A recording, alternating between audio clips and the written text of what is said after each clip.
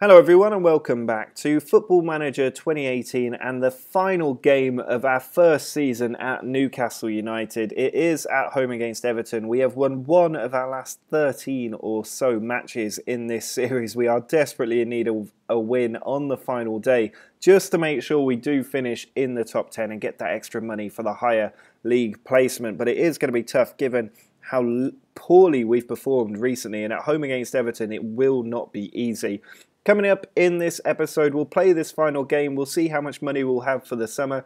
Have a look at some transfers or transfer ideas. Have a look at some tactics that we might be using for next season.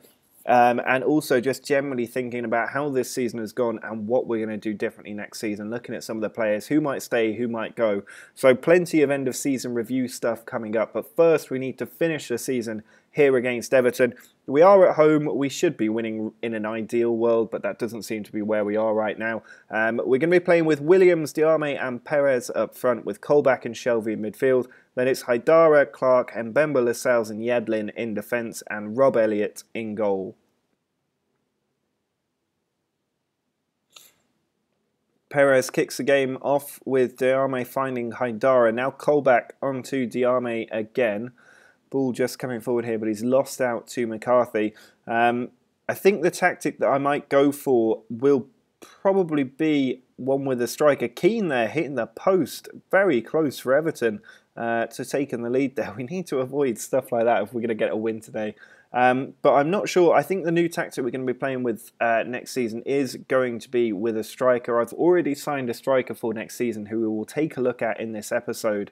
And I think he's quite an exciting talent who will do well up front with possibly Perez and Williams as players in behind him. At the moment, though, we are hanging on. Watford have just equalised against Man City. They are the team fighting for our place in the Premier League's top table. But at the moment, I think 0-0 and 1-1 we would go through. It's encouraging that they're playing Man City because I think that pretty much ensures that we will be finishing in the top 10. All we really need to do is avoid defeat today, and that would probably be enough. But if Watford do lose, then they will finish below us even if we lose. So not a bad situation at the moment. Very little happening in this game. Perez has got a knock, which isn't ideal. But here's Haidara with the throw in, finds Colback. Haidara again, trying to bring it forward from left back. Finds Shelvey. Back to Kieran Clark. Now Colback onto Williams. Got Perez to his right. He finds Colback. Now Diame can pull it through. Perez in on goal. He's got a knock and it's tipped wide by Pickford. Not sure if the injury affecting Perez there, but he really should have finished that chance. Here's Colback with a corner. Puts it in towards the back stick. It's cleared out. Perez has the ball on the edge of the area. Now Shelvey back to Mbemba. Colback in a good position, can strike it. It's saved by Pickford again. And Perez unable to create another opportunity, but not far away from taking the lead there. And we are in control of this match in terms of possession. Everton are edging the shots though, and now Perez has picked up a full injury and needs to come off. I think I'll give Dwight Gale one last run out this season up front and see if his ability as a striker can pay any dividends. 4 minutes of added time because of that injury to Gale. But at the moment, it looks like it's a ball draw heading into the half-time whistle. An hour gone now, and still we are not winning this match. There's not really been a highlight in their second half. The worrying thing is that Watford are 3-1 up against Manchester City. So as it stands, we will be finishing in 11th place unless we can get a goal. Elliott sends the ball long forward, trying to achieve that. Yedlin wins the header. Now Dwight Gale, nearly losing the ball there, but he finds Colback. Ball over the top. Diame can't get to it. Keane sends it back to Pickford. Marino heads it down. It comes to Marino once more. Colback. Again, just playing with Marino at the moment, and that's a really poor ball trying to find Yedlin. Sigurdsson can bring it forward. Now Schneiderlin. Good midfield that Everton have got here. Baines coming forward, loses the ball. Colback through to Diame. There's a run there of Williams if he can pick him out. Instead he goes inside to Gale. He can't beat the defender, and it's gone to Diame, and it's... How is it not gone in? What is wrong with our team that they can't finish a chance to save their life? Here's Gale with a corner, trying to find Lascelles, and it's over the bar. How did Diame not finish that chance? 20 minutes to go, and we're going to miss out on that top 10. I know it's a completely symbolic position. It doesn't really change anything in the context of our season, other than having a top half finish rather than a mid-table finish. But it's still really frustrating that the team can't finish their chances. And that's why I think we have to play with a striker next season. Because his strikerless tactic is quite good defensively, quite good at getting clean sheets. But it's really poor going forward. Colback with a late corner here, puts it in towards Clark. And Clark does get the goal. Thankfully, our defender saves us at a corner. And with 5 minutes to go, that is the goal that could give us that top 10 finish, which I think in the game could be quite important in terms of transfer budget. I have no idea. But at the moment, we are heading towards that win, which is absolutely crucial. Just 5 minutes left to play. The game taking a long time to load back up there. I was terrified of a crash. Colback trying to find the back stick. Williams with the header. It comes to Colback, or should come to Colback. It does come to him. He then can play the ball back to Lascelles, and Bemba forward to Colback once more, onto Haidara. He finds Clark, Marino, through to Colback. Now Williams tries to get onto it but can't get there. Keane sends the ball long forward. Good header by Mbemba. Diame down to Williams once more. He puts it over the top. Gale's in behind, and Gale makes it 2-0. It's flattering on us in the end, but at least we have finally won a game in a way that looks somewhat convincing. 2-0, Dwight Gale with a goal, showing that maybe he should stick around next season if we're playing with a striker, and we should be finishing in the top 10 here. It's a good win in the end, a much needed one to end the season in the right way. Everton really been struggling this season, which has been quite useful for us. Colback sending the ball out wide to Haidara, just a matter of time for this full-time whistle. And there it is. We have won at 2-0. Kieran Clark with the goal that triggered it. Absolutely excellent stuff. Good to see Gale getting a goal as well. And we have won this game, which guarantees a top 10 finish. So not a bad way to finish the season at all there, other than every game before that last one. But we do finish on 50 points, 10 points ahead of what we really needed to avoid relegation. Curtain comes down, we receive 100 grand for Daryl Janmat's transfer. Williams apparently inspiring us to the win in that match. We get 20 million for our position in the league, and the team gets just under £1 million as well for their part in that.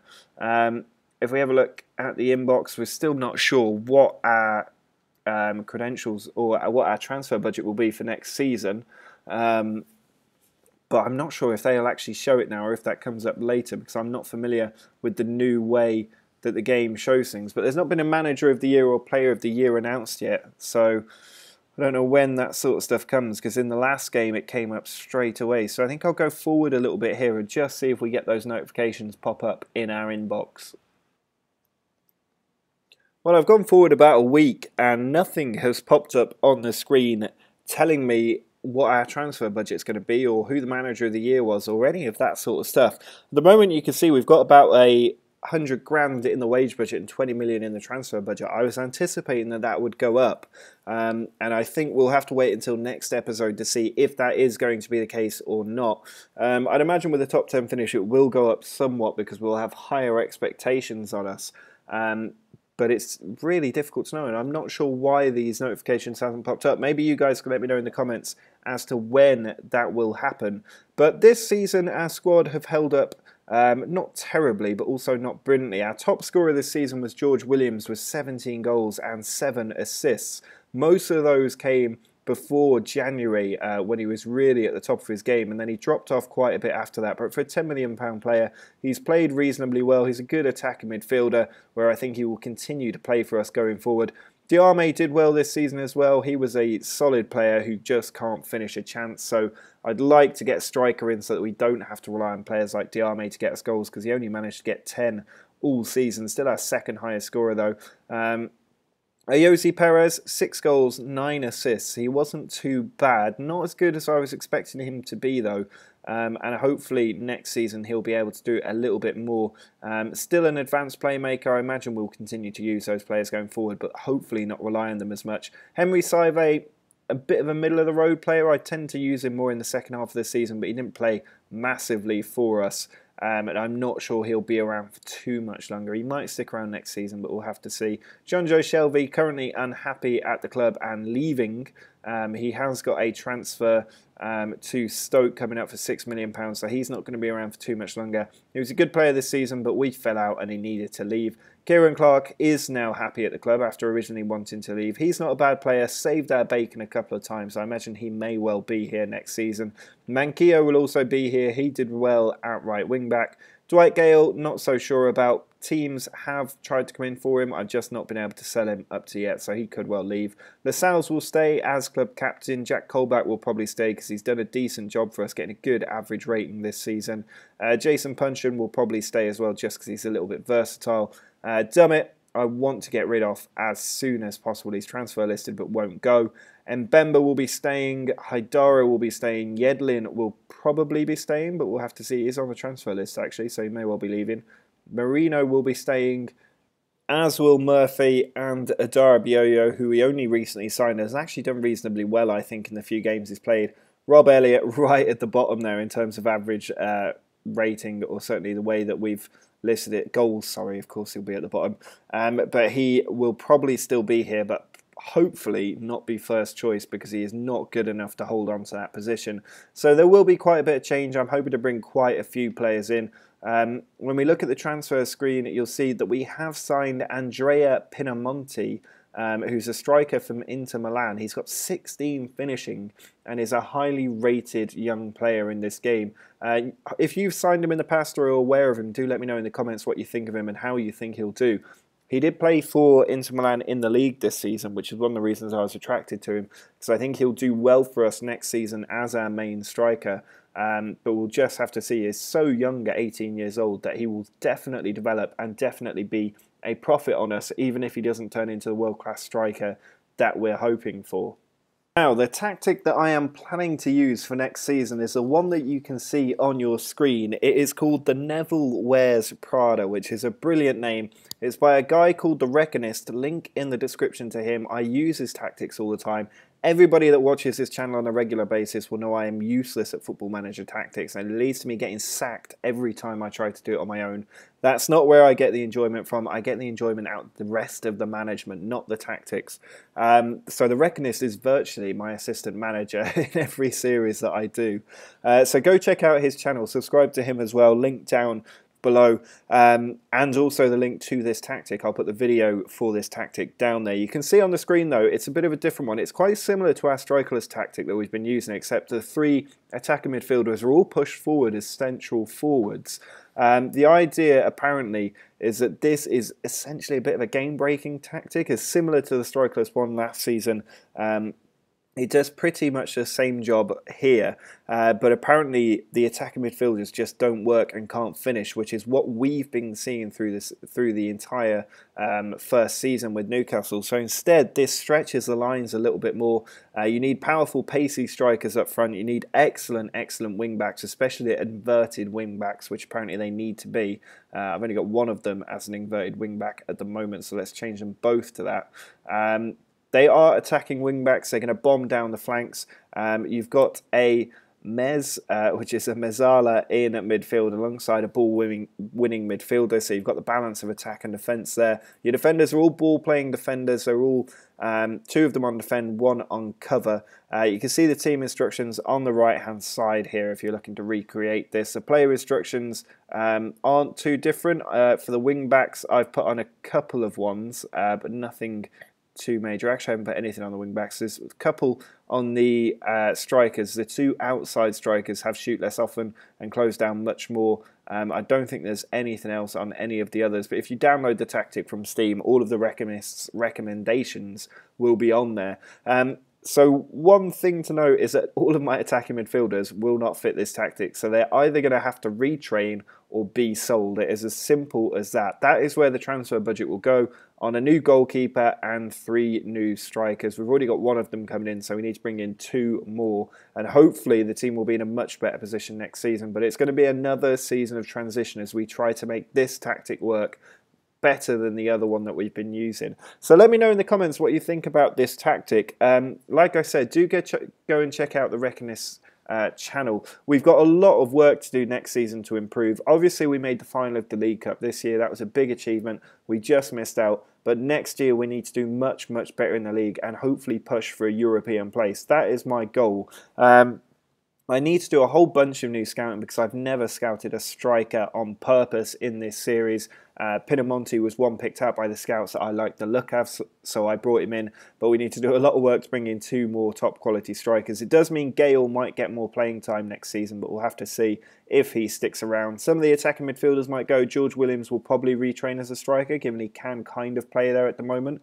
Actually, if we just do go back to the squad or tactics screen, and then just let the game do a quick pick, you can see this is the team they're currently playing. Saive up there. I don't know why Saive would be there instead of Williams, but Williams just not suited to this role at all. Gale, pretty well suited. The rest of the team not looking too bad either, but Perez and Williams both not quite good enough to play there. Pinamonti will come in, which will fill in one of those positions, but we need at least 2 more strikers really to make this work in the long term. So a lot of work to do there, and I want that new goalkeeper. So recommendations for transfers in the comments below, please, because I will be signing some players over the summer and others will leave. Do drop a like on the video if you've enjoyed this first season with Newcastle. I don't know how long I'm going to stay here, probably for a couple of months in real life anyway, taking me probably past Christmas and January, and then a new series will start around that period of time. But at the moment I'm really enjoying managing Newcastle, so I don't see any reason why that should change. Do follow me on Twitter if you want to get in touch with me, link in the description. You can also support the channel on Patreon if you would feel that way inclined. But until next time, see ya!